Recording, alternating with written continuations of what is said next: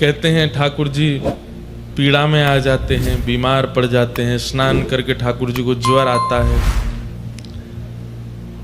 अब शास्त्रीय दृष्टिकोण से देखें, तत्व की दृष्टिकोण से देखें तो भगवान को कोई पीड़ा नहीं हो सकती।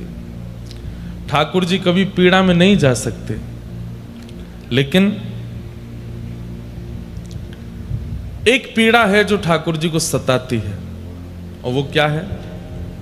हमारी अश्रद्धा, हमारा अविश्वास, हमारे द्वारा किए गए अपराध, वो भी धाम में आके, तीर्थ में आके ठाकुर जी के सन्मुख, उससे ठाकुर जी को पीड़ा होती है। लेकिन महाप्रभु जगन्नाथ इतना प्रेम करते हैं। कोई बात है वहां पे? आप बार बार इशारा कर रही हैं, स्क्रीन नहीं दिख रही है तो कोई बात नहीं, आप जाके बोल दो। बीच में बोलेंगे तो कथा रुकती है। वो अभी भैया सो के नहीं आए होंगे, जिनका कार्य रहता है, आ जाएंगे तो करवा देंगे। हमारी बात ध्यान से सुनिए, क्योंकि समय कम है और हमको बातें बहुत करनी है आपसे। महाप्रभु जी को सबसे बड़ी पीड़ा क्या होती है कि कोई श्री क्षेत्र में आने के बाद, पुरी में आने के बाद, महाप्रभु जी के दर्शन करने के बाद, महाप्रसाद पाने के बाद, सब वैष्णवों का संग करने के बाद, कथा श्रवण करने के बाद, इतना सब कुछ होने के बाद भी किंचित अविश्वास यदि ठाकुर जी के प्रति उसको होता है तो यह पीड़ा महाप्रभु जी को सताती है। इस क्षेत्र में आने के बाद, इतनी कृपा का अनुभव करने के बाद मेरा कल्याण होगा कि नहीं होगा, ये संशय जो उस व्यक्ति को होता है, ये पीड़ा महाप्रभु जी को सताती है। जलाभिषेक, रथारूढ़ नंद नंदन का दर्शन करने के बाद, इतना सब कुछ प्राप्त हो जाने के बाद भी उसको संशय है, ये पीड़ा महाप्रभु जी को सताती है। और उस पीड़ा को महाप्रभु जी अपने ऊपर लेकर के आगामी 15 दिनों के लिए शांत हो जाते हैं, मौन हो जाते हैं। और हमारा जो अविश्वास है, हमारी जो अश्रद्धा है, हमारे जो पाप कर्म हैं, हम जो यहाँ इस तीर्थ में आकर के, इस क्षेत्र में आकर के अशुद्ध क्रिया करते हैं, उन सब क्रियाओं को अपने ऊपर लेकर के उनका उपशमन करने के लिए 15 दिन के लिए महाप्रभु जी औषधि लेते हैं। वो औषधि महाप्रभु जी नहीं लेते, वो हमको देते हैं। आपकी अश्रद्धा दूर हो, आपका विश्वास दूर हो, आपने जो तीर्थ में जाकर के अपराध किया वो दूर हो, उसका नाश हो। इसलिए महाप्रभु जी अनवसर में चले जाते हैं। ऐसा देव कौन हो सकता है?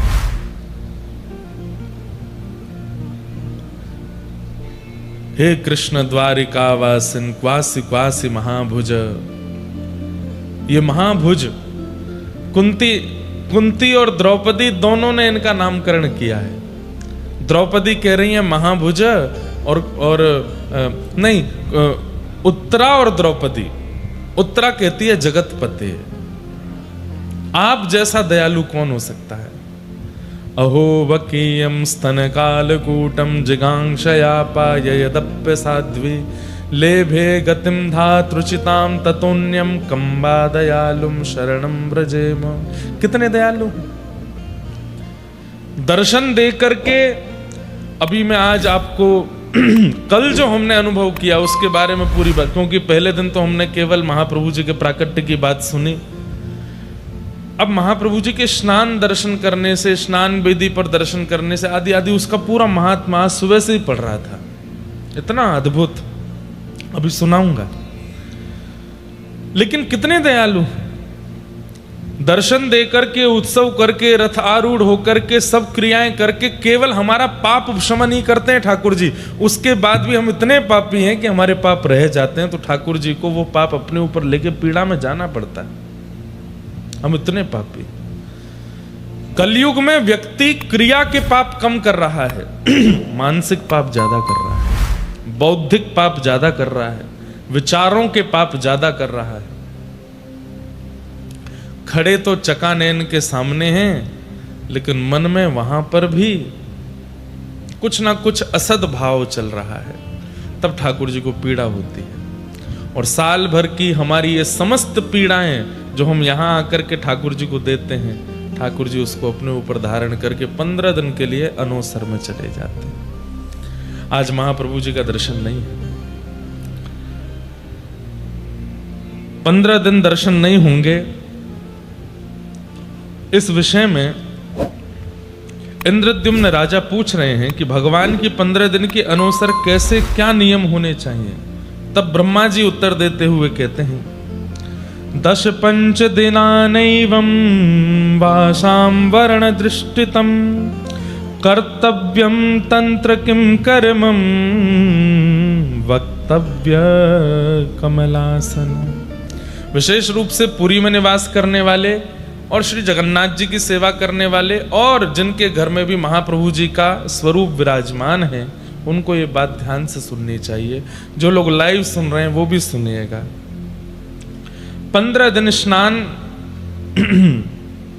कैसे होगा, ठाकुर जी की सेवा कैसे होगी, इस विषय में कहते हैं कि बांस पत्र बांधकर, जैसे आज ये पीछे बांस के पत्र बांध करके उसमें जगन्नाथ जी की जगह पर श्री नारायण, सुभद्रा जी के स्थान पर भुवनेश्वरी और बलभद्र जी के स्थान पर श्री वासुदेव, श्री वासुदेव जी को विराजमान करना चाहिए और इनका ही अर्चन और दर्शन करना चाहिए। महाप्रभु जगन्नाथ जी यदि किसी के घर में भी विराजमान हैं, उन्हें भी प्रयास करना चाहिए, आज महाप्रभु जी का मुख ढक दीजिए, अगले 15 दिन तक दूध का भोग लगाइए, औषधि दीजिए, ठाकुर जी अन्न सेवन नहीं करेंगे।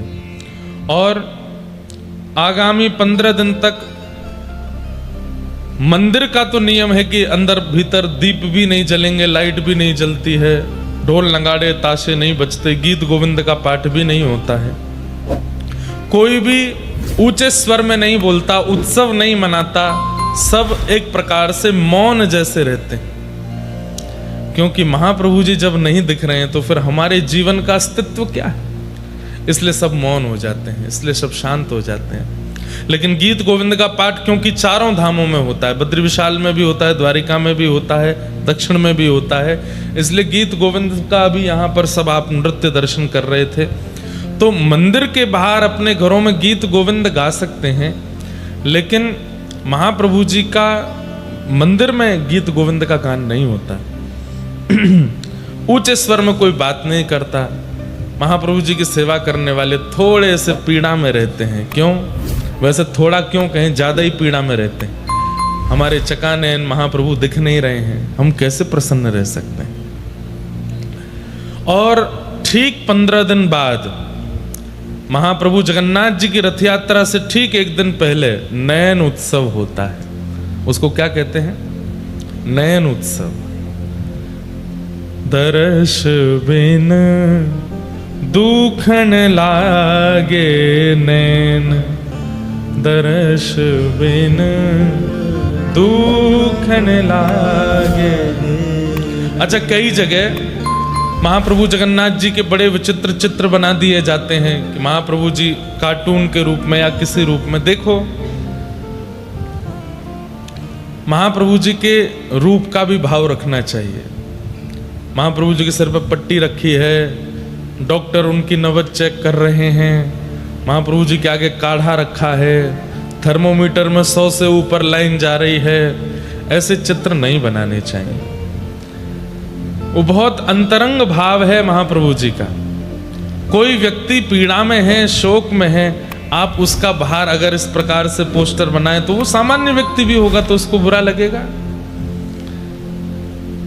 महाप्रभु जी हम सब वैष्णव। अच्छा, एक बात तो मैंने कह दी कि हम सब लोगों के पाप को ठाकुर जी अपने ऊपर लेते हैं, हम सब के द्वारा की गई असत क्रियाओं को ठाकुर जी अपने ऊपर ले। पर एक बात और मेरे को लगती है कि स्नान पूर्णिमा की रात्रि को ही वैष्णव अपने अपने घर लौटने लग जाते हैं। तो हम सब भक्त दर्शन करके वापस जाते हैं तो हमारी याद में भी ठाकुर जी बीमार पड़ते हैं, अपने भक्तों की याद में कि अब ये सब जा रहे हैं। अब ये सब मुझसे, क्योंकि स्नान पूर्णिमा आने वाली है तो पहले ही 1 सप्ताह पहले 10 दिन पहले से भीड़ आ जाती है। जगन्नाथपुरी में खूब भीड़ होती है, महाप्रभु जी का उत्सव होता है।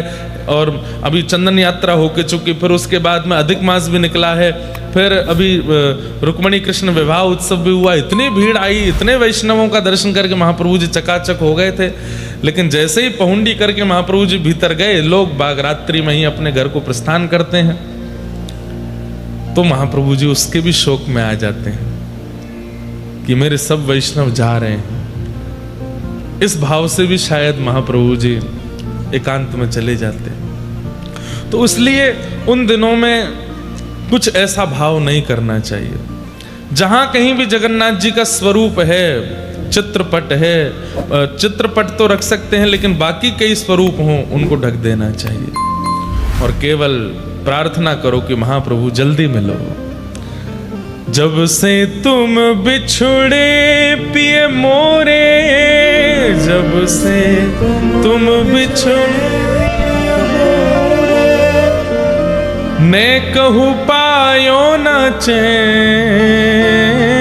ने कहूँ दर्श बिन दुखन लागे नैन, दर्श बिन